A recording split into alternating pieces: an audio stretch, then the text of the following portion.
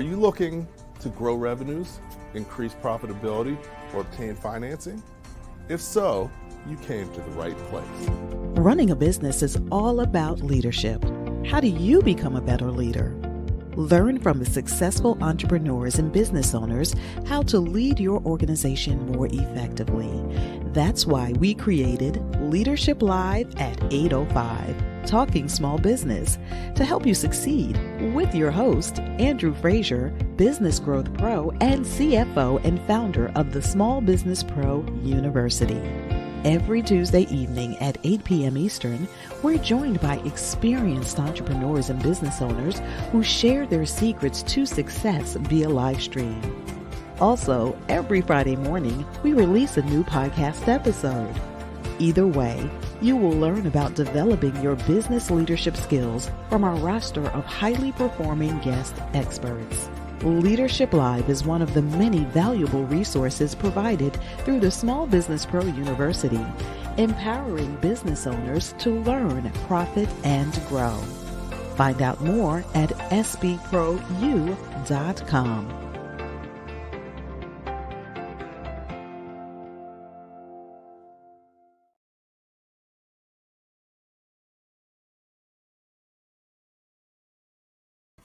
Good evening, and welcome back to Leadership Live at 805, Talking Small Business. I'm your host, Andrew Frazier, and excited to be back with you once again this Tuesday evening.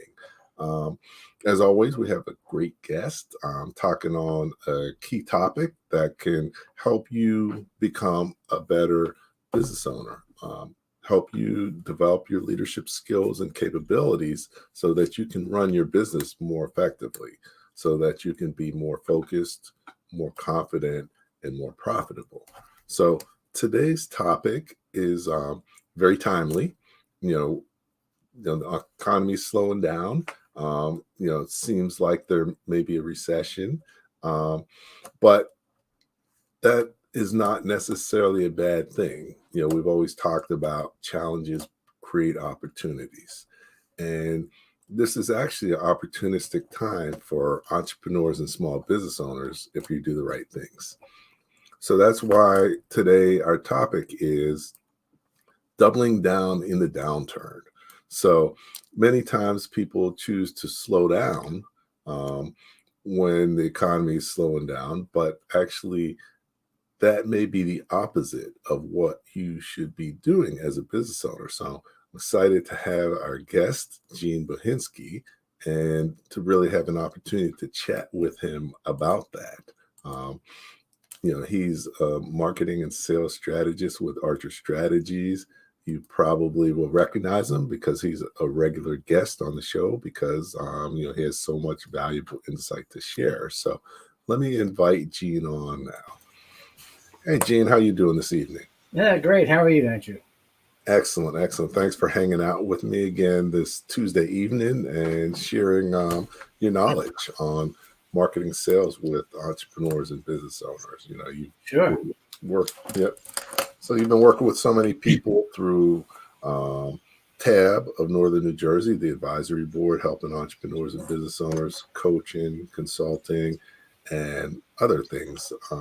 But you've also had your several businesses.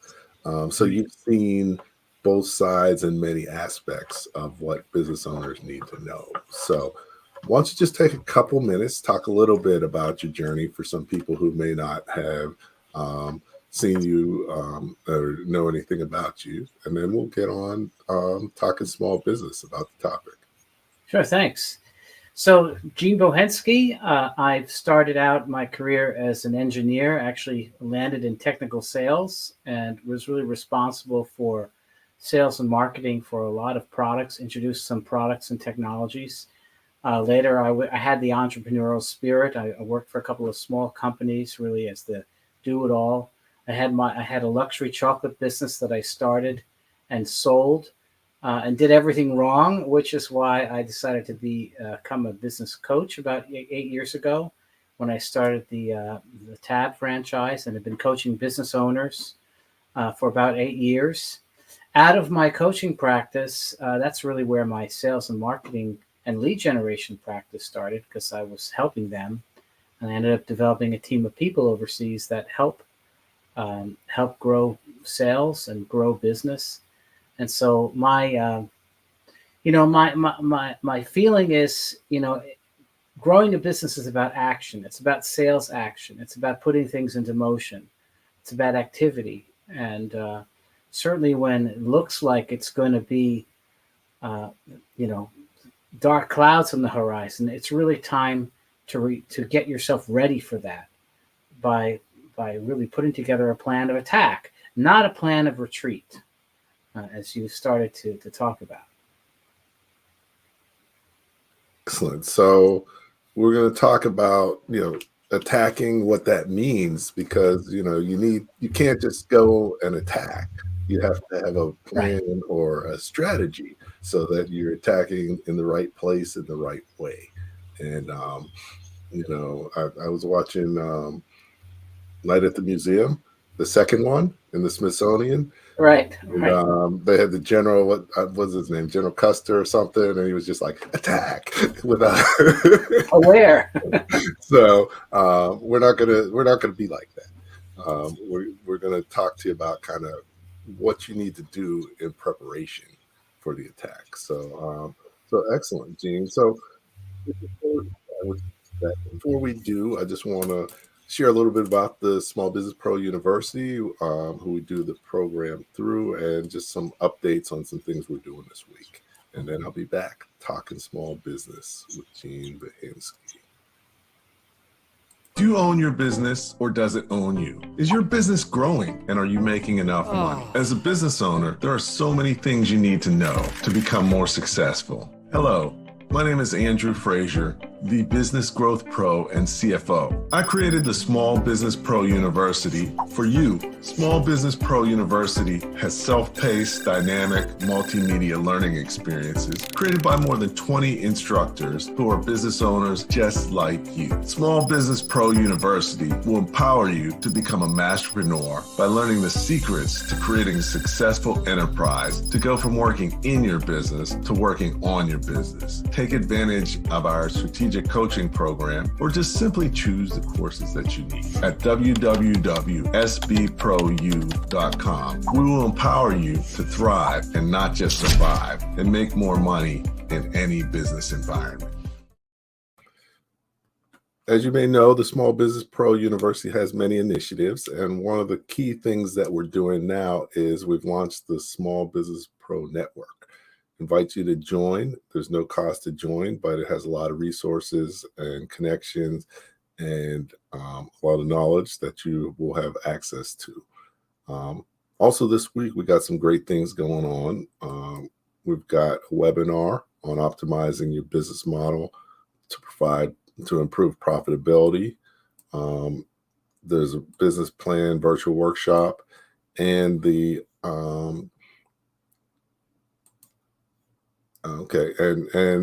we have another workshop through SBDC on Wednesday. So invite you to check those out. And then also on Friday, there's the Heroes Rising online, and I'm one of the guest speakers. So you can see more about that on our website and on the community. But back here with Gene Bohensky, let's talk a little bit about doubling down.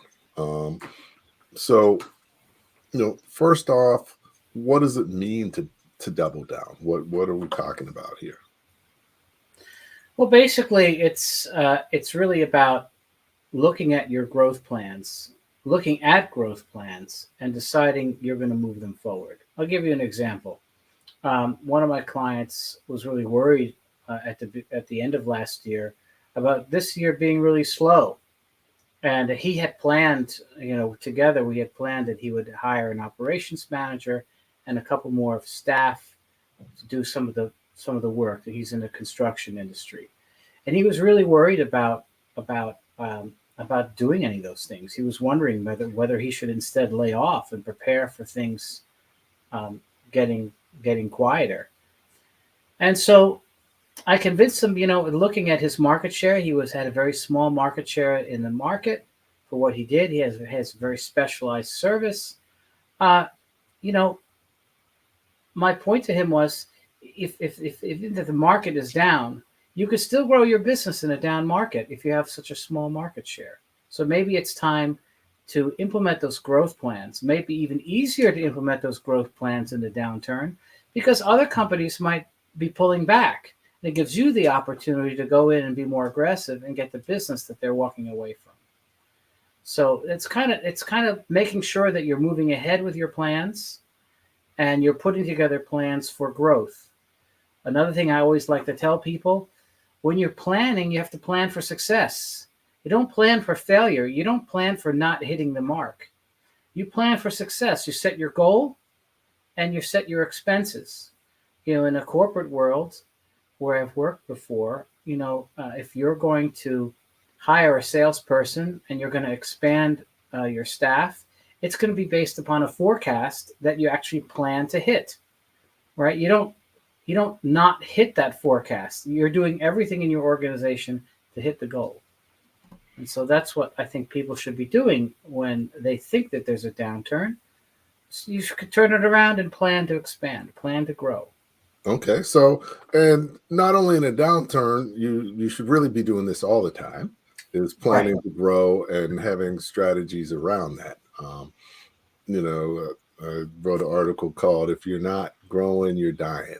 So, in business, you have to continually market and sell and grow your revenues. So, but in the downturn, you know, there's even more opportunity for you as a small business. Sure.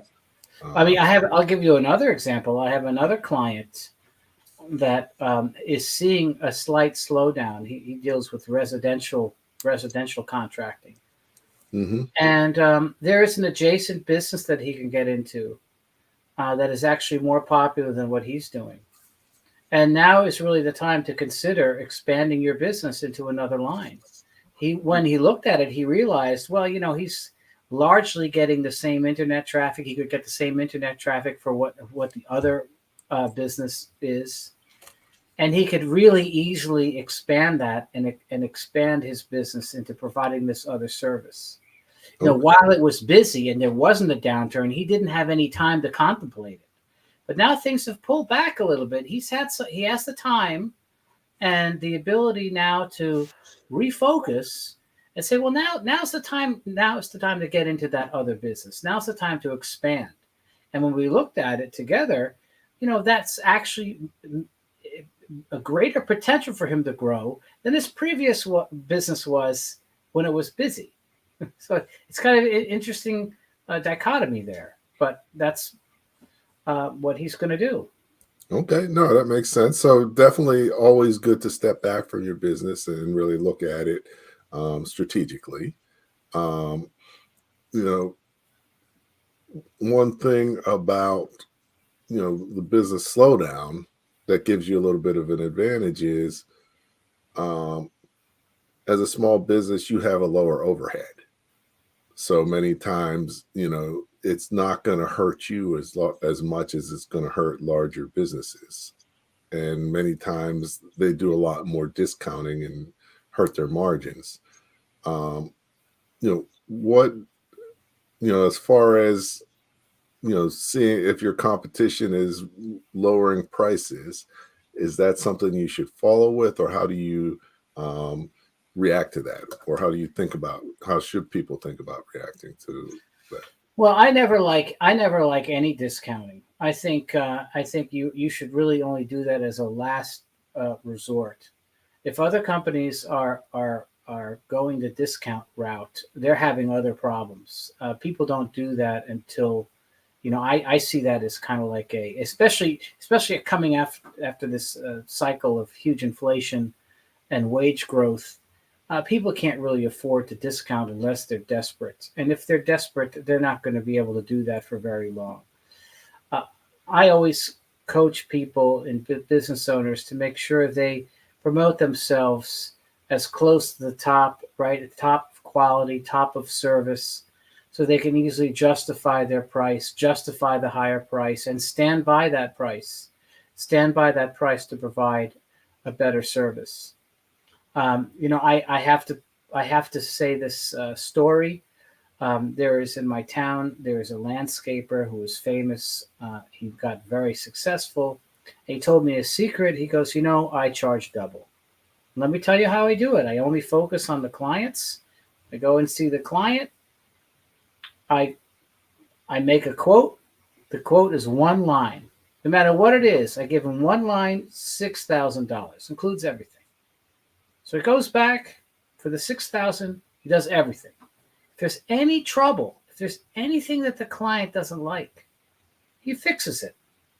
No fuss, no muss. And the client never gets an itemized bill. There's never any nickel and diming. Oh, there were 2 of those trees and 3 of those plants. There's never that. And the customers appreciate that. And as a result, he got the highest recommendations, and he was always referred because of that process. Because he went to the highest level, he provided the highest level of service. He had the profit in the service to pay for whatever problems came up. I think when you do that to your business, you kind of isolate yourself from some of the cycles, because people are always going to be willing to pay. I mean, unless it's a depression, and we're not talking about that. We're talking about a downturn. We're not talking about, a scenario where everyone doesn't have any money. There's always people that have money. There's always people that want quality, and that's going to continue. And you want to focus on those markets. That's how I feel about that. Okay. No, definitely. I mean, that's a great story. I think it backs up, a lot of times I'll tell business owners or just notice that most small business owners underprice. I've done that some myself, because it's an easy tendency. You want to get the business, or you want to work with someone, you assume that might make it more likely, or some people may not be able to afford stuff, but that may or may not be the best way, and definitely not as a long-term strategy. I think the way you can look at it is you can't really go against the laws of physics. Mm-hmm. I mean, you can't provide something for nothing. Right. So, whatever you're selling, whatever you're doing costs something, right? And you have your own costs of doing business. If you're always providing that product or service for less, somewhere there's got to be cuts made. Either you don't make enough money, or you're not able to provide the customer service. You're not able to replace things that are broken. You're not able to provide the help when there is an issue because there's no money in the job. Right. And I know a manufacturer that did this for years. He underpriced products 20% under market, and 20 years later, he didn't have any money in the budget for research and development. He didn't have any money to pay a salesperson or to pay a production manager. So he was stuck. He was stuck selling these products at a margin that was lower than the competitors, and that lack of funds starved out his business for growth. He was unable to invest in his own business. Mm-hmm. And yeah, I mean, if you're not charging enough, you can't hire the people that you need to grow. Growth actually hurts you many times more than it helps you. So, that's definitely, 100%. So, okay. So, you talked a little bit earlier about, if you're, when you're going to double down, there's some things that you need to take into account. And, one of them is, having if you have a small market share, that's actually an advantage. But, for some people, we might need a definition of what a market share is, and a little bit about kind of why that would be an advantage for you. Well, I'll give you an example. Market share is very important to consider because it shows where your products or services fit. So, example, let's say you have something specialized. Let's say you're a specialty contractor, and you do this as a certain type of contracting. It's very specialized. Well, do you have 50% of the market? Well, if you have 50% of the market, and there's a downturn, well, it might really hit you because you have exposure to this huge market. If you're 5% of the market or 2% of the market, if you're basically a nobody in the market, yeah, a downturn will hit you, but you could easily get business from other customers to make up for whatever you're losing from the actual downturn. You can still double, triple, or even quadruple, right? Because you have such a small market share. And we were talking to a joint client that has less than 1% market share in their target market. And the other thing that also people should understand when they have, especially when they have a business that might be broader, it might be time to focus down on one of those markets that you're good at, and spending your time and focus on the area where you have a small market share, but you're well known and you know that market well. You can redouble your efforts into that one market share, and you'll find it's easier to grow there than it is trying out a market that you're not familiar with.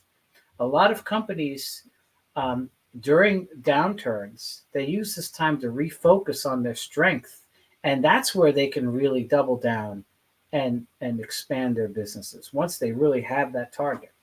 And we have a couple of clients that are going through that issue right now. They're having to figure out, what is my main market? What should we be doing? What should we be focusing on? And when you really unpack it, you realize when you look at that target market, they really haven't done a great job focusing on that one market. They've done an okay job, or maybe they stumbled into it and they don't realize how much more growth they have in that marketplace.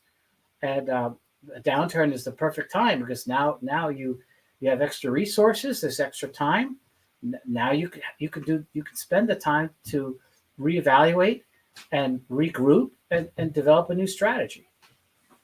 Okay. No, that makes a lot of sense.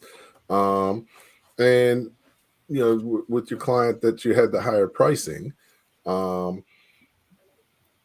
of that was based on just having a relationship many times with clients. And sometimes you don't want to increase prices with clients, but if you're doing a good job, they want you to be able to continue doing a good job. And if you're not charging enough to do that, then they'd rather pay more. I actually increased my pricing by like 25% this year, and nobody complained, because if you're bringing people the value that you should be,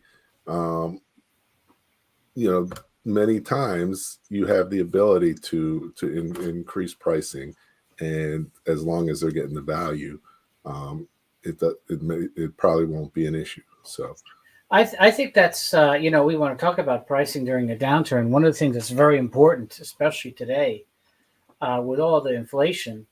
I know we had a podcast, I think, a while back where we talked about pricing. It's important to make sure you're making full margins, and yet you don't lower your margins and lower your prices during a downturn to keep business. That doesn't really make sense to do. Most of the time, people are afraid to raise their prices because they fear they might lose customers. But you know what? I've never seen it happen. In fact, there was one case, one of the manufacturers, I had them institute a 20% price increase, and everyone in that company was shaking. They thought they were going to lose business. And the actual owner wanted to lose business because they were oversubscribed. Guess what happened? They had the opportunity to go check their competitors, and all the competitors were higher. So they didn't lose one customer. And the owner was hoping to lose business because they have something like a 9-month backlog, and it's driving them crazy. Mm-hmm. But the issue is that I've seen this over and over again. Nobody balks. They all realize you need to make a profit. They all want you to be in business. If you're providing a valuable service, you have the right to make a profit. You need the profit to have the service. Okay. So yeah. So I'll give you an example. This is out of my experience with some church models. Okay. There was a group of churches that were established by immigrants, And the immigrants, when they developed the model, they developed the model around a dues system, right? And the dues were not set high enough. And so everyone got used to paying these low amount of dues. And they all had a very socialistic mentality, and they all paid the same dues no matter who they were. Today, most of those churches are all out of business. None of them saved any money. None of them had any money to fix the infrastructure. None of them had any money to pay the pastor. They didn't have enough money to do anything. And so if you starve yourself and your organization from revenue by not charging enough, that's what can happen. You don't have enough money to survive. Okay. So definitely important. So now we're talking about doubling down. Okay. We're doubling down in the downturn. What's the first thing that you should do in preparation to double down? Well, there's a couple. There's really two things. There's two avenues on doubling down. One is preparing yourself for growth in sales. So the first thing that I would do is really look at how you're going to expand and grow your sales, how you're going to grow your market, and look at that. In terms of if you're in a broader market, like I mentioned, what are you going to do with your niche? The other thing that a lot of companies are doing is doubling down on fixing their business. Right? There's a lot of people that grow their business to the $1, $2, and $3 million level, and they've never really done a cost analysis of their product or service. There's a lot of slop. There's a lot of waste. There's a lot of things that aren't really regulated. Now is the time to figure out how to make your business profitable. If you're taking a look at a $1.5 or $2 million business, if it's a contracting business, and you're only bringing home, $50,000 or $100,000 in profits, you can probably get that business you can probably triple those profits by running it more efficiently. So that's the other area. There's the outward area of growth, doubling down, and there's the other area of doubling down on your internal activities to get your business running efficiently. Okay. That's a great point. You need a good offense of growing, but if you don't have a good defense, all of your growth can go out the door in expenses. Or blow you up, because if your business isn't prepared to handle the growth. So, and you know what? One of the things you will agree with, for every 10 business owners out there that have this problem, only one of them actually calls for help, right? Most of them don't have anyone come in to help them fix it and help them see it. So one of the things that you can do, doubling down, now it's really time to consider hiring a consultant or a coach to help you through some of these things, to ask some of the difficult questions, to go through your operations, to go through your sales, to figure out where the issues are. If I take a look at of the business owners that I currently coach, they're all struggling through this. They all have lots of things they need to improve. And I rarely meet anyone. I mean, I certainly meet business owners who think they're doing a great job and everything's right. But once you peer under the hood, what's under the hood, right? So, and it's impossible to do everything perfectly, right. So there's always room for enhancement and improvement. I work with a business owner who had a good business and was profitable, but within a year, we were able to double his profitability on the same sales. So think about how much more profitable your business could be. Hey, look, the biggest thing about that is a lot of business owners think they have to double sales to double profits. Mm-hmm. And that it's possible to decrease sales and double profits by getting rid of the unprofitable business and focusing on what you're good at. Yep. And that's a lot easier to do than it is to double your sales. Definitely, But definitely. you got to do it with the right people. You can't just decide to do it. Somebody needs to show you what it is that you need to do to get there. Right. And many times it's not easy to find the right person. You have to do your homework. You have to kick the tires, because pretty much every business owner has had some sort of a negative experience with someone who's supposedly there to help them. But that doesn't mean you shouldn't seek help. If you're careful about it and you're diligent about it, you can make sure that you find the right person who can, has the ability to really help you move forward. It's not the sales pitch, it's what backs up what the person, their experience and capabilities, and how that lines up with your needs. So, Yeah, and they have to have a track record, right? They yeah. they have to have a demonstrable track record of helping people. I mean, one of the things I want to say that when people are stuck, they don't realize sometimes that there's a way out. They don't realize that the help is actually going to work. For me, when I take a look at a business, it's really just a complex mathematical equation. And if you're just doing the same things correctly over and over again, you're going to make profits, right? And a lot of people who've never really felt success, they never felt having excess profits, feeling what it's like to be able to pay all their bills, not have to worry about month to month expenses, not having huge debts.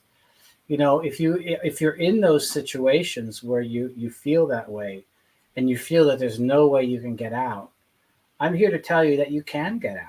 And people like us who coach businesses can turn that around. Because a lot of times these issues are really tweaks. They're not. I was talking to one of my clients today, who has a very successful industrial distribution business, multi-million-dollar revenue. But he can never seem to get out of that cycle. The more he sells, the more gross profit he has. He never seems to really get enough, net profit out of it. And so the tweaks that we're having him do, they're not huge, but someone needs to, walk him through those tweaks. Mm-hmm. And soon he'll be on his way. He'll get over those humps. Whether it's trying to increase sales, whether it's trying to lower costs, whether it's trying to restructure debt, you know, everyone has a chance to be profitable. Most businesses can be turned around and improved. And back to our downturn, when you're coming to a downturn and you're getting more worried because you don't know what you're going to do as you move through this, and you have this fear of the future, fear of all the crazy things going on with pandemics and war and recession and inflation and all the different things that are bombarding you negatively, right? As a business owner, you really have to put all that aside because your job is to manage and guide this business and to grow it and make it profitable. And you got to double down. You got to double down back on those fundamentals and get yourself into your own personal situation where you're engaged in active plans to refocus on your business, to both grow it and make it more efficient. Okay, excellent. So yeah, no, definitely making it more efficient, optimizing it so that as you grow, you become more profitable. So it goes hand in hand. So one of the things I think, Gene, I did a 12-month series with Moving Forward Small Business called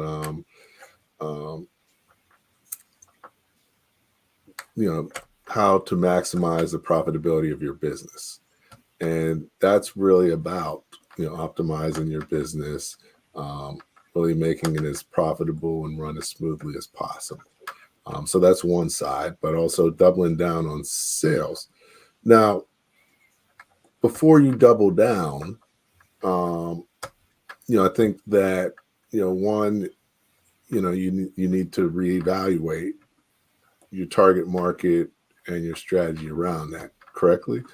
Is that correct, Yeah, Gene? you're what you really want to do is, you know, I'm always surprised when you look at your business and look at the data of your business. Mm, If you have what I would really spend some time with is look at where your business is coming from. You know, divide it into categories. See, if you have revenue from three different kinds of places. Like for example, I had a contractor that had residential service work. They had commercial service work, and they had large projects. They had three different types of businesses, and he wasn't able to parse out the profitability and the revenue from each one originally. But when I showed him, put them into categories, find out, what percentage of your business is residential versus commercial versus projects. What is your profitability of each one? Well, he found out on one of those categories he was losing money. mm. So it might be worthwhile for him to just exit that entire part of the business and focus on the other areas that are profitable for him. So doing an analysis, looking at the data, is normally when clients do this, they are surprised. Mm, There's things in there they never didn't realize. There's mhm. things in there that they're doing by gut feel or by habit that are not really adding to the bottom line and are taking away their time from areas that are where they're making their money. Okay. No, definitely doing that analysis is key. Um, you also mentioned that it's important to focus your efforts and really, I'd say, kind of niche down in terms of when you double down. Um, That's right. I mean, you'll find somewhere you know, every business that I've been involved with, the owner starts, and it was including my own chocolate business. The owner starts out with an idea, and he learns something, and over time, you make incremental changes, and then 5 years later, your business is totally different than it was when you started. I'll give mhm. you an example. When I had my chocolate business, we decided I'm gonna bring in a pallet of chocolates and we're gonna sell them wholesale for Valentine's Day, and we did it. And one of my friends gave me a call and said, "Do you have vegan chocolates?" And I didn't even know what vegan chocolates were, so I asked him. And he said, "Oh, there's chocolates just not made with milk." So I called up the supplier, and he gave me a list of all the chocolates that were vegan, and I put together a vegan selection on the website. And then, this was back in the days of using the email harvesting, where you can go type in a keyword and get emails. I typed in vegan chocolates and vegan food, and I sent an email out to all these vegan stores. And at the end of the business, the vegan market was a third of the business. And we were number one on Google for years for vegan chocolates. Mm, And it was because of my friend making the suggestion. So everyone's business has gone through some kind of change that way, right? Where you can re-look at it and say, wait a minute, this is not what I remember. Let's look at this again and focus. Where's the profit coming from? Where's the business coming from? Where's the market, right? mhm. So, if it's a landscaper, I had a landscaper I was working with, over time he realized his sweet spot was condo complexes. And Mm, later down, he niched down on condo complexes that cared about their grounds and invested in planting, right? So not only did he go to condo complexes and mow and take care, but he also went on a regular basis and was able to sell them, new trees and bushes and everything. And he found that was profitable for his business. Everything else didn't make him profit. That was what he was suited for. And so what he did is he ended up doubling down on that marketplace, right? He started going to trade shows aimed at condo complexes.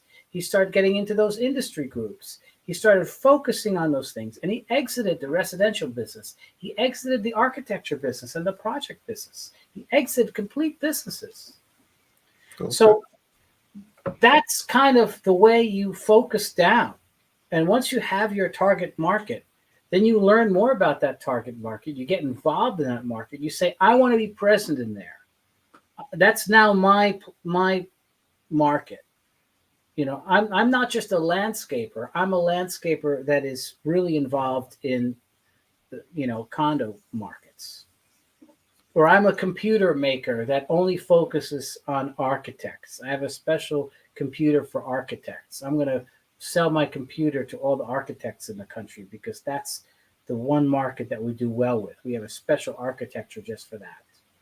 Right? Okay. And that can be a little scary sometimes because, it's a little bit counterintuitive. You want to market to less people rather than more.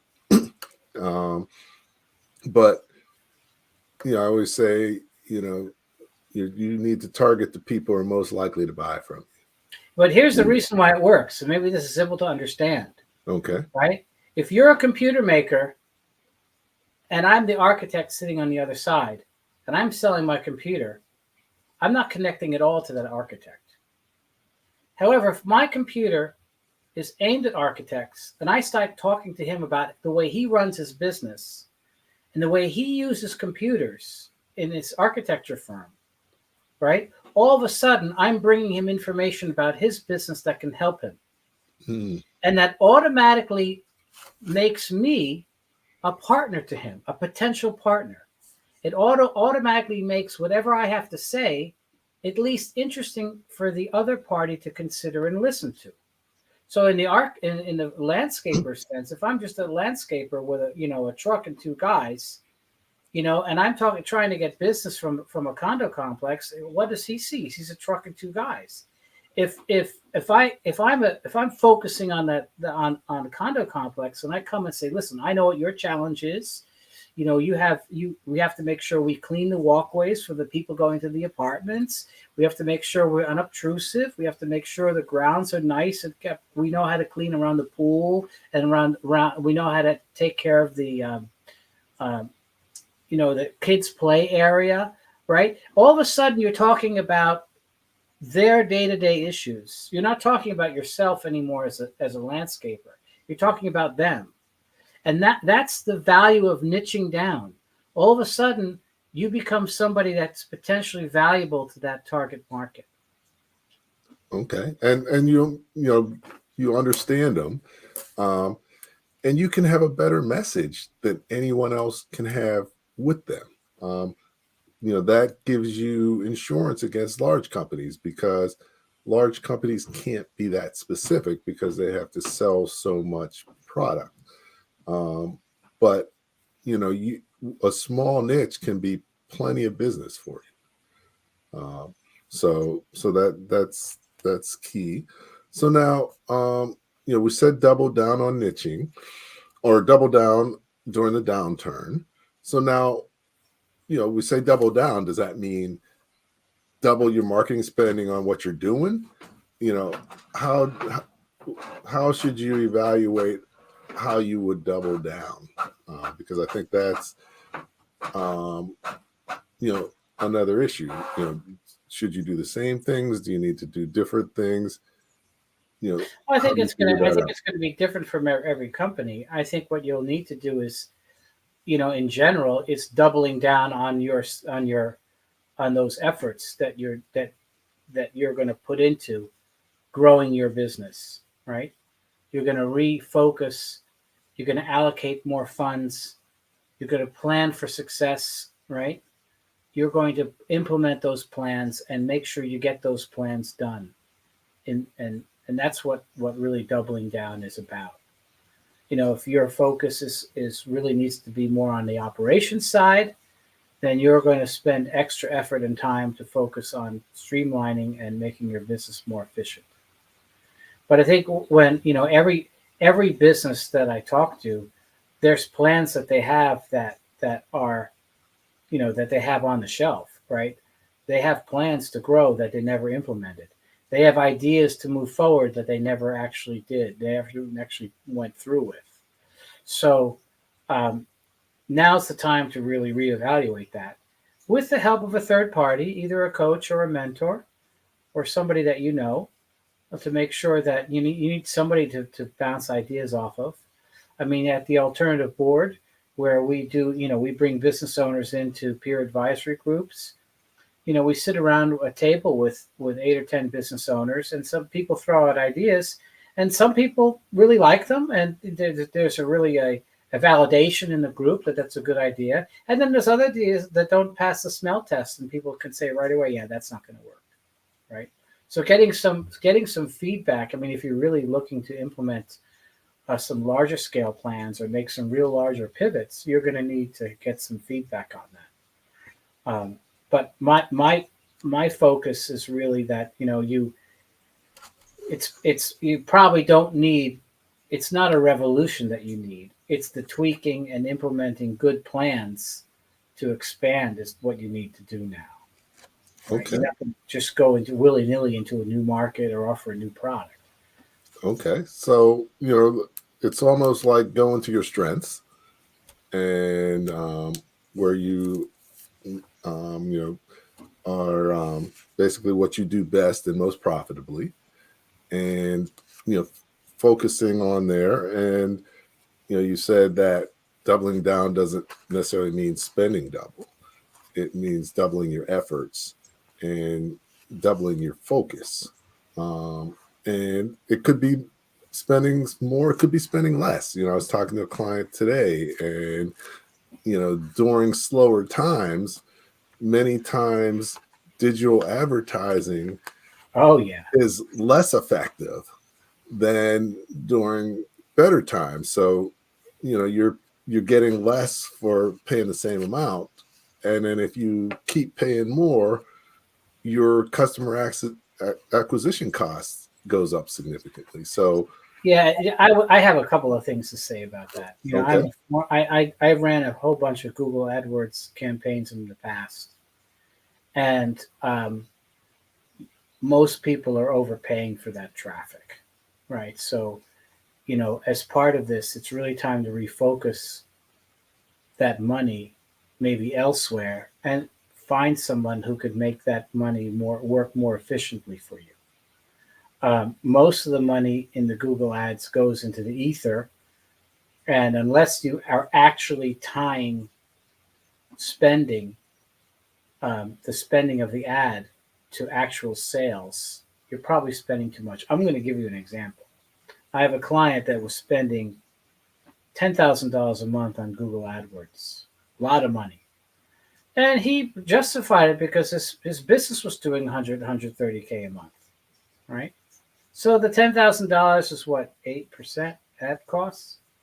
But when we actually tracked the Google ads to where they were landing on a specific service, we found out that the month that he spent $10,000 worth of ads, he got $10,000 worth of business from those ads, right?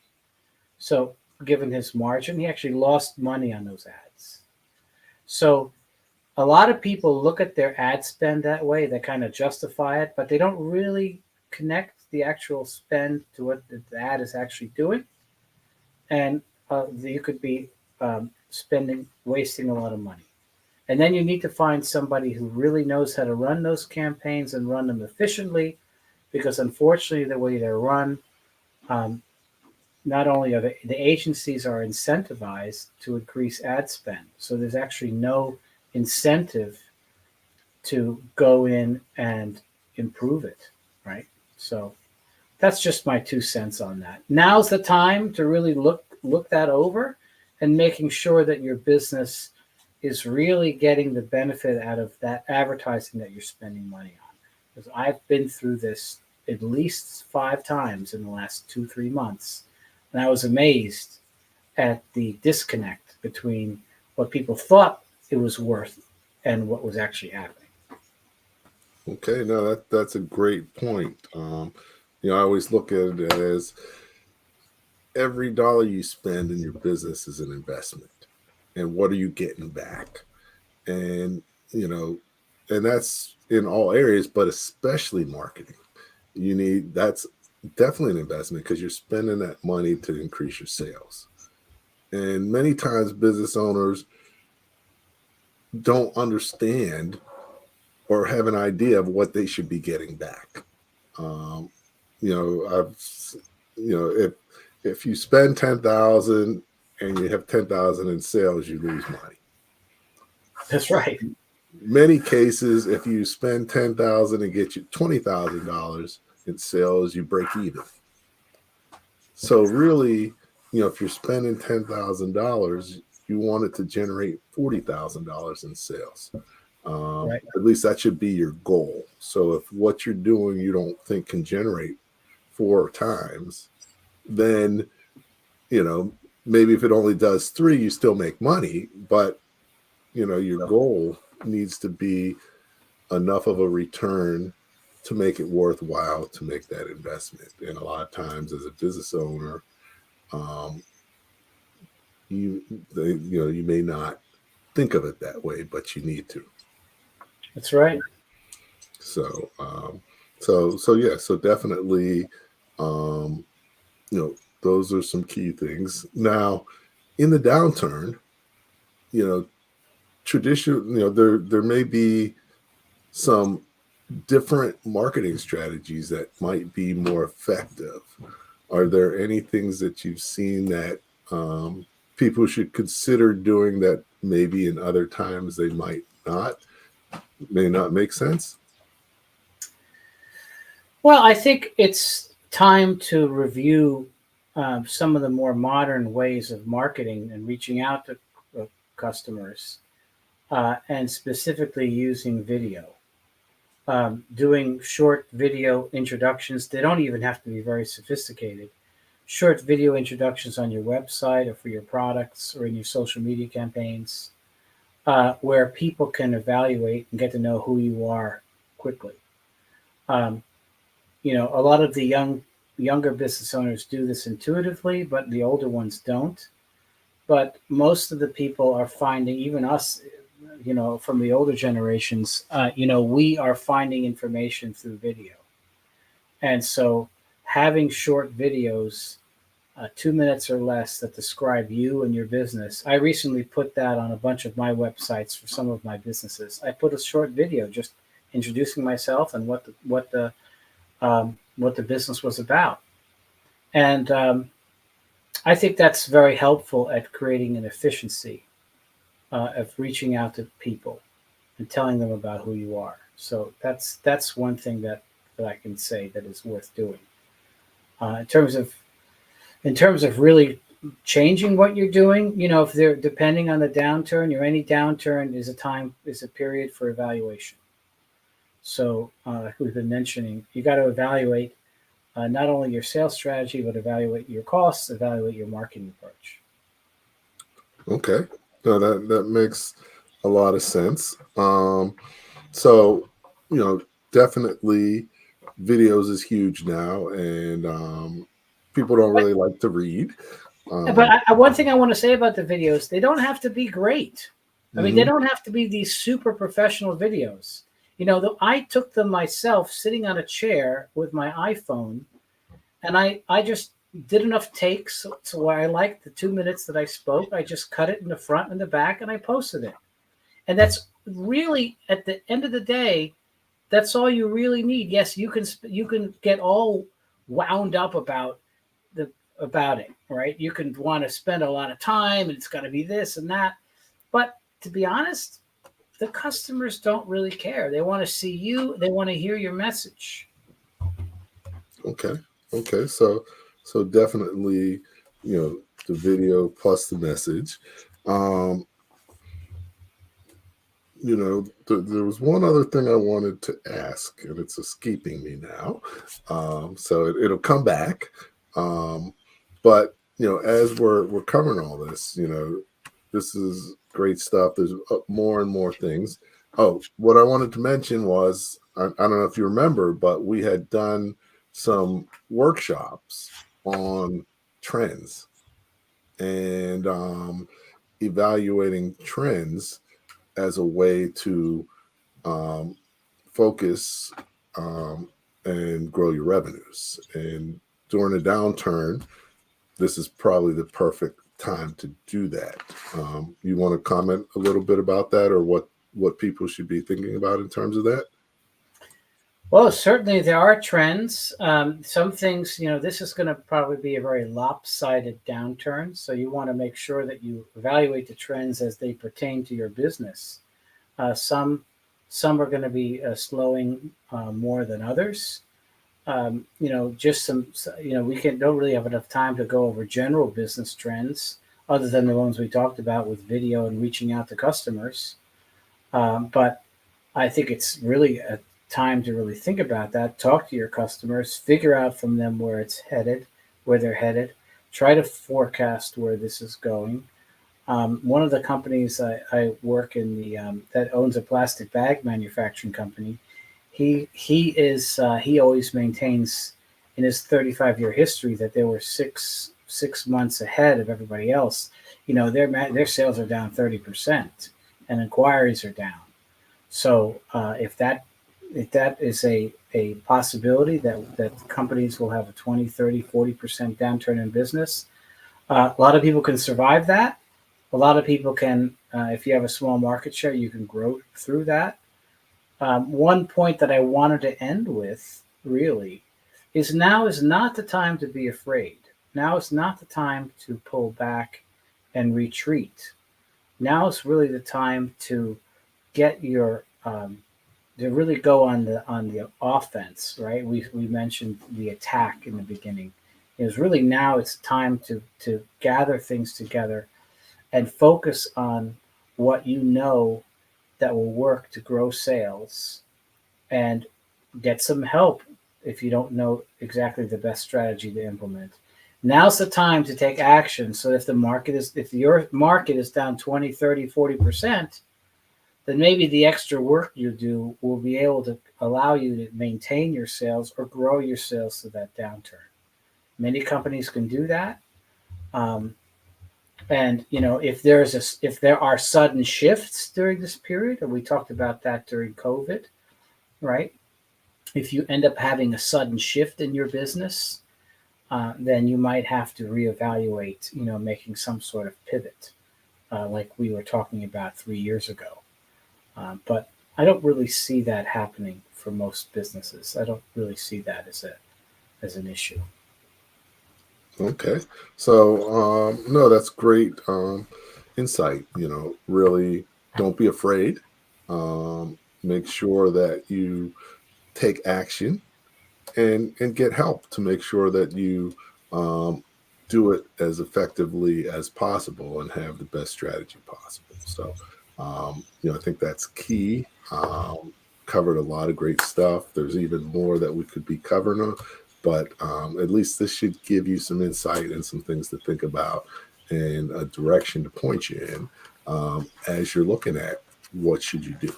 So at a minimum, don't be afraid, take action, and get help. Thanks again, Gene. This is perfect. Thanks for taking time out of your busy schedule to join me again. Thank you. It's a pleasure. Okay, great. Cool. So hang on for a minute. Let me close things out. So once again, another great episode of Leadership Live. Don't be afraid, take action and get help. This is an opportunity for you as a small business owner. So you definitely want to try and take advantage of it. One thing that I wanted to mention, but we didn't, is, of course, the first and best place to start is your existing customers. Can you do more business with them? Because it's easier to do business with people you've done business with before, rather than try and find new potential customers. So definitely you want to do that.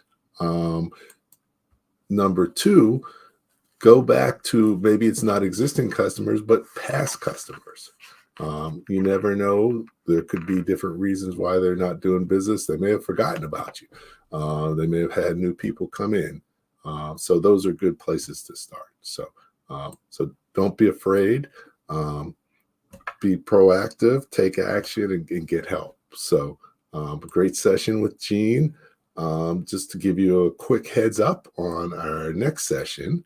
Next week, actually, my brother is coming on the show, and he's going to be talking about advancing leadership diversity through education.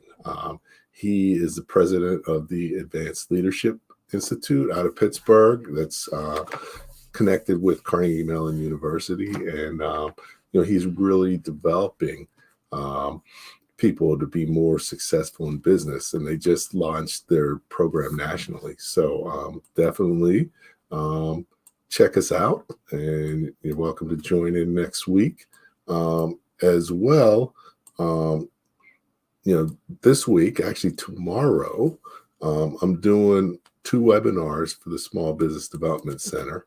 And one of them is called Analyzing Market Opportunities for Revenue Growth. And really what we're going to be doing on that is looking at the trends to figure out how you can use them to grow revenue. So you're welcome to check us out there. It's available on my community as part of the events list. You can join the community at, sbpronetwork.com. And then if you go on the calendar of events, you can see that as well as all of our upcoming activities and live streams and everything else. So you're welcome to come join us for that. And as well, thanks for joining in. Thanks for your comment. And actually, let's see. Request for the info about the webinar tomorrow. Let me just put that in the chat. Okay, here we go. Okay, let's see. Oh, come on. Okay. Okay. All right, here we go. Here's the link. So we've got this webinar here. Okay. So this is the webinar through the Small Business Development Center. This is the one on analyzing business market for revenue growth. And on the other side, actually the second one, that's at 1:00. And then at 3:00, we've got the, what's it called? Optimizing your business model to maximize profitability. So that one is available too tomorrow. And let me just get the link for that. So yeah, that's tomorrow at 3:00. And here we go. Okay. And there's no cost for these. So I'll put these in the chat. And then we'll close things out. But thanks again for tuning in. Appreciate everybody tuning in. Appreciate all your comments. And looking forward to a great week. And hopefully I'll see some of you guys tomorrow on the webinar. And just always remember, the more that you know, the faster and more successfully your business will grow. Thank you for listening to Leadership Live at 8:05, Talking Small Business.